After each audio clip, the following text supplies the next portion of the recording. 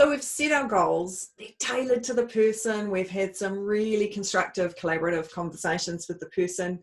And as a manager, we're sitting there and we're getting lots of nodding. We're nearing the end of the process. So we're all set to go, right? Not quite. Welcome to Friday Fuel. So today, Kirsten and I are going to be sharing with you part 4 in our 4-stage process for setting up successful goals.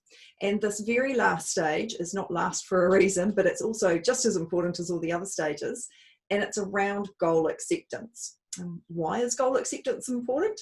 It's around ensuring that the individual has that absolute willingness to complete whatever is being asked of them, that you have that confirmation and agreement around so they're actually agreeing to what's going on and they're engaged in that process. They're really connected to what the goal looks like and what the outcome looks like as well. And so we're looking for that genuine acceptance around what the goal is and the absolute desire to make it happen, because when we have those things working in tandem, it builds some extraordinary excitement for the individual concerned. And without that excitement, without that passion, let's be honest, we know that they're not going to do it. They're just going to keep focusing on what they've always done.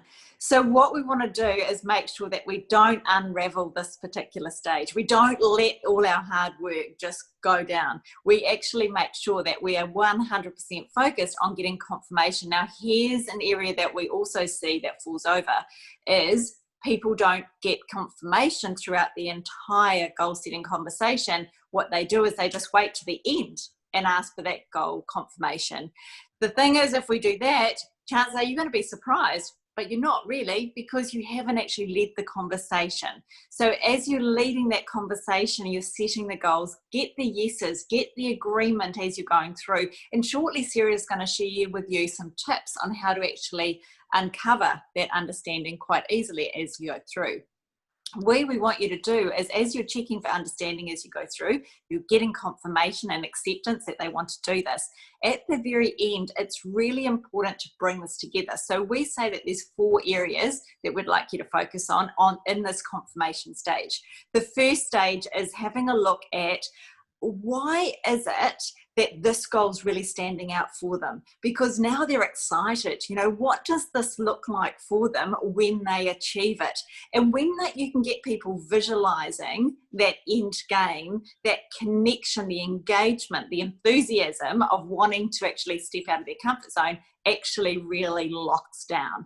The second part that we really want you to work with them on is just reconfirming that the stretch is the right size for them, so that they're confident and capable of really hitting that first goal that you've set for them. And the third step is, just to recap on what Kirsten said, is around that checking for understanding. And ideally you're doing this right throughout the goals, but it's also really handy to do this right at the end. And one of the pitfalls that we can often fall into, and it's really easy to do this, but we would really like you to avoid doing this, is actually those very closed questions. Did you get that? And are you okay with that? They're very frequently asked, but actually they're the least beneficial for the individual, because most likely what the person's going to do is the good old nod in the head that we were talking about before, and they'll say yes, whether they actually had that genuine understanding and agreement to the goal or not. So how do we go about managing that? Well, the number one way to actually manage avoiding those questions is actually to use those open-ended questions, and that also helps manage our talk time as the manager that's trying to put these stretch goals in place. We also just need to keep an eye on those body cues, body language. We've got some closed arms, looking away, perhaps there are some hesitations or pauses and responses from the individual. And also, if you are seeing those things coming through, that as a manager, we're being really supportive and we're offering some reassurances. And if there are any obstacles that you're hearing coming through, that you're discussing those right up front, so that there isn't that potential for this to fester or to become an issue further down the track. Now, step 4 in the process is really around gaining that genuine commitment to move forward. And it falls into some of these coaching conversations that we've talked about, and also around, as I just mentioned, managing our talk time. And one of the ways I like to go about this is actually looking for the real understanding of the goal, but in their own words. And so if you've got someone who is a really good finisher at doing things, but perhaps not such a great starter with their goals, you can ask them questions like, what might be your first steps in achieving the goal? If you get them to write those things down, often that can be part of that motivation and framing that they can use to actually activate that goal.